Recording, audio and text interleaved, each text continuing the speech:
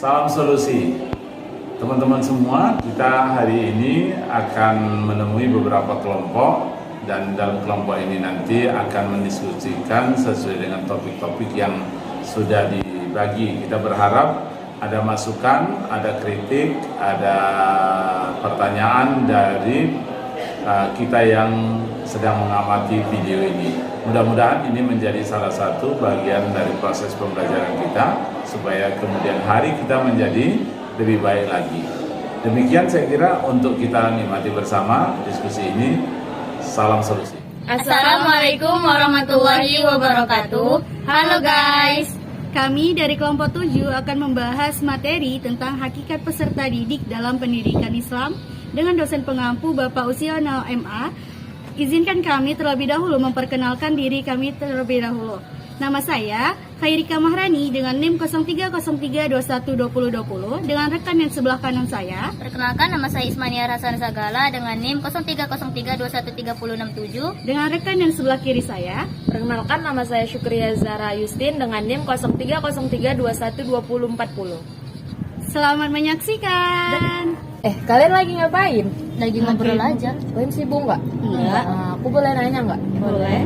Jadi tadi itu kan aku lagi baca buku tentang hakikat peserta didik dalam pendidikan Islam.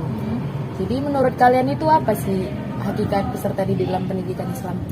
Kalau menurut aku ya, aku pernah baca buku. Kalau itu ada di pasal 1 ayat 4 Undang-Undang Republik Indonesia nomor 20 tahun 2003 tentang sistem pendidikan nasional peserta didik adalah anggota masyarakat yang berusaha mengembangkan dirinya melalui proses pendidikan dan pada jalur jenjang dan jenis pendidikan tertentu, misalnya dari jenjang SD, SMP, dan juga SMA. Kalau menurut dari Abu Ahmadi, dia juga mengemukakan tentang peserta didik. Peserta didik ini adalah anak yang belum dewasa yang memerlukan bantuan, bimbingan, dan arahan untuk menjadi dewasa agar dapat melaksanakan tugasnya di muka bumi ini sebagai makhluk. Nah, tadi kan Aijo udah bertanya mengenai hakikat peserta didik dalam pendidikan Islam. Kali ini saya bertanya nih kepada teman-teman sekalian, menurut kalian apa saja fungsi, tugas maupun tanggung jawab dari peserta didik dalam pendidikan Islam ini? Menurut saya, fungsi dan tugas dari peserta didik dalam pendidikan Islam itu ialah tujuan dari setiap proses pembelajaran adalah mentaklimkan tarbiyah dan mentakdibkan al-ilmu ke dalam setiap diri peserta didik.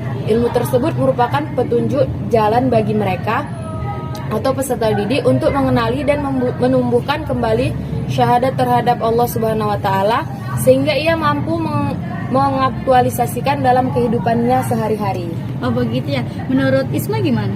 Kalau berkenaan dengan tugas utama yang harus dilakukan peserta didik ini, Rasulullah SAW mengungkapkannya itu dan menegaskan pada salah satu hadis yang mana menuntut ilmu merupakan kewajiban bagi setiap muslim, dan proses menuntut ilmu itu dapat dilakukan dengan berbagai cara, berbagai cara seperti membaca baik yang tersurat maupun yang tersirat. Oh begitu. Nah, tadi kan si Aja juga udah bertanya tentang hakikat peserta didik, kayak Rika juga udah membahas mengenai tugas tentang jawab peserta didik. Jadi di sini saya ingin bertanya, apa kebutuhan peserta didik yang harus dipenuhi oleh pendidik? Menurut saya, seorang anak didik ini harus membersihkan hatinya dari kotoran dan penyakit jiwa. Sebelumnya, untuk menuntut ilmu, karena belajar merupakan ibadah yang tidak dapat dikerjakan kecuali dengan hati yang bersih. Kebersihan hati tersebut juga dapat dilakukan dengan menjauhkan diri dari sifat-sifat tercela seperti dengki, benci, menghasut, takabur, menipu, dan lain sebagainya. Dan selanjutnya, kita juga dapat dengan menghiasi diri kita dengan perilaku akhlak yang mulia seperti bersifat besar gitu kan, takwa, ikhlas, yuhud, dan dapat merendahkan diri. Yang kedua, menurut saya sebagai peserta didik juga harus memiliki tujuan nih. Dalam menuntut ilmu kan pastinya kita dapat menghiasi jiwa kita dengan sifat dan keutamaan yang selalu mendekatkan kepada Allah. Yang dimana kita mendekatkan diri kepada Allah ini untuk rasa kita terhindar dari kemegahan dan kedudukan di alam semesta ini. Oh, berarti sebelum kita peserta didik itu melakukan suatu pendidikan, mendapatkan pelajaran, berarti kita tuh harus membersihkan diri kita dulu supaya ilmu itu masuk gitu lah ya ke dalam diri kita. Benar sekali. Kalau menurut Aja sendiri? Kalau menurut saya itu seorang peserta didik atau pelajar harus tabah dalam memperoleh ilmu pengetahuan dan yang tersedia. Nah, seperti dia rela merantau untuk mendapatkan ilmu tersebut. Kemudian seorang peserta didik juga harus menghormati seorang guru dan menggunakan bermacam-macam cara yang harus bermacam-macam cara untuk mendapatkan ilmu itu. Gitu ya. Aku mau nanya lagi nih, menurut kalian karakteristik peserta didik dalam pendidikan Islam itu seperti apa? Kalau menurut aku sih yang pertama, karakteristik dari peserta didik itu bukan miniatur orang dewasa. Jadi mereka itu bukan hanya sebagai suruhan harus ikut ini, harus ikut itu, karena mereka mempunyai dunianya mereka sendiri, memiliki keinginan apa yang mereka inginkan, mereka ingin menjadi apa. Jadi bukan hanya sekedar menjadi miniatur orang dewasa.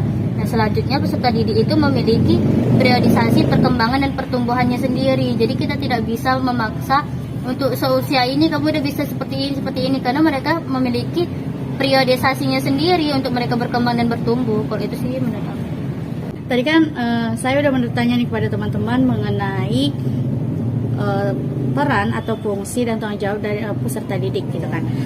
Saya bertanya lagi nih kepada teman-teman, bagaimana menurut teman-teman hubungan atau keterkaitan antara pendidikan Islam dengan peserta didik itu tersendiri?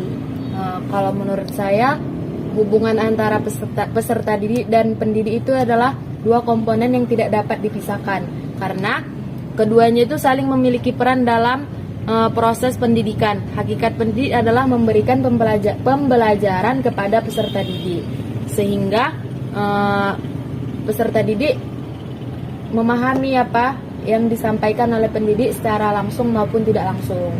Oh, jadi begitu ya menurut pendapat Aja antara hubungan dan keterkaitan peserta didik dengan pendidikan Islam.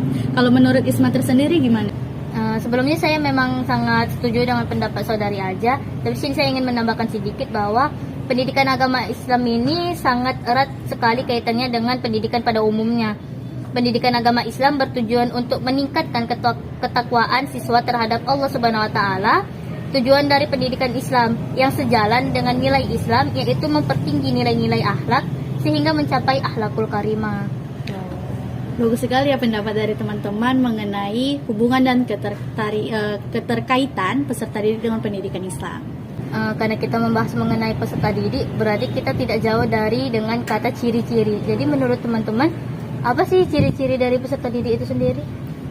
Menurut saya ada nih dua ciri peserta didik gitu kan dalam pendidikan Islam. Yang pertama, peserta didik ini harus dalam keadaan sedang berdaya. Maksud dalam berdaya itu kita harus bersifat yang tegas dalam menerima ataupun memberi sanggahan maupun pertanyaan mengenai materi-materi yang diberikan oleh guru. Terus itu juga di dalam keberdayaan ini kita dapat menggunakan kemampuan kita nih, kemampuan untuk berpikir dan lain sebagainya. Yang kedua ini cirinya menurut saya mempunyai keinginan untuk berkembang ke arah yang lebih dewasa, karena di dalam pendidikan juga kita harus memiliki pola pikir yang lebih tinggi dalam hal kita harus berpikir yang lebih jauh untuk pendidikan kita, terutama di dalam dunia pendidikan Islam yang telah ditentukan oleh Allah. Menurut saudari Aja? Kalau menurut saya, tadi kan Rani ada dua ciri peserta didik. Ini saya tambahi, yang ketiga yaitu peserta didik mempunyai latar belakang yang berbeda. Jadi peserta didik itu melakukan penjelajahan terhadap alam sekitarnya dengan potensi-potensi dasar yang dimiliki secara individunya. Iya, setiap peserta didik itu pasti memiliki latar belakang yang berbeda-beda. Kita nggak tahu background keluarga mereka seperti apa. Nah, tadi kan saya juga membaca tentang kode etik. Ada Imam Al-Ghazali itu ada menyebutkan 11 kode etik. Kalian tahu nggak apa itu kode etik dalam pendidikan Islam? Kalau aku sih pernah baca, tapi kayaknya hanya ingat 5 deh.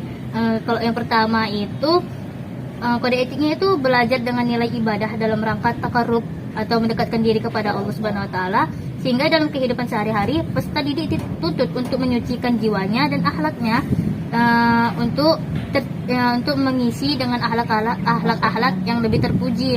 Nah, kalau yang kedua itu mengurangi kecenderungan pada duniawi dibandingkan masalah ukrawi. Yang selanjutnya yaitu bersikap tawadu, untuk merendahkan diri supaya tidak selalu bersikap angkuh. Yang selanjutnya itu menjaga pikiran dan pertentangan yang timbul dari berbagai aliran, sehingga ia terfokus dan dapat memperoleh satu kompetensi yang utuh.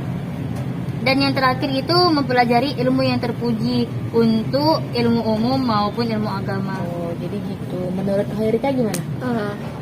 Kan tadi Isma sudah membahas 5 nih. Saya mau nambahin nih 5 lagi. Yang pertama itu peserta didik belajar dengan dapat bertahap. Dalam artian dia harus mempunyai jenjang-jenjangnya gitu dalam belajar. Yang kedua itu belajar ilmu ini sampai tuntas untuk kemudiannya beralih pada ilmu-ilmu yang lainnya juga. Yang ketiga itu kita dapat memahami nilai-nilai ilmiah atas ilmu pengetahuan yang telah kita pelajarin di tingkat sekolah gitu kan.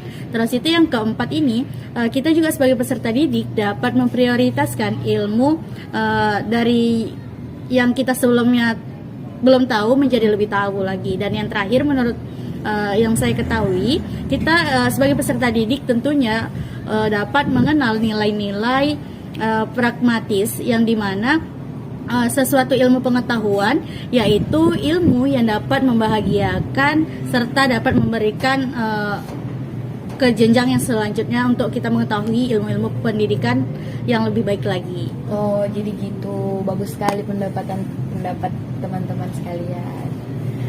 Makasih udah bertukar pikiran. Ya, makasih kembali. Makasih kembali. Oke guys, mungkin cukup sekian pembahasan kami mengenai hakikat peserta didik dalam pendidikan Islam. Kami dari kelompok 7 mohon maaf apabila ada kata-kata atau kekhilafan dalam berbicara. Kepada Allah kami mohon ampun. Kami dari kelompok 7 berterima kasih kepada teman-teman sekalian yang telah menonton video kami kali ini. Jangan lupa Like, comment, and subscribe. Assalamualaikum.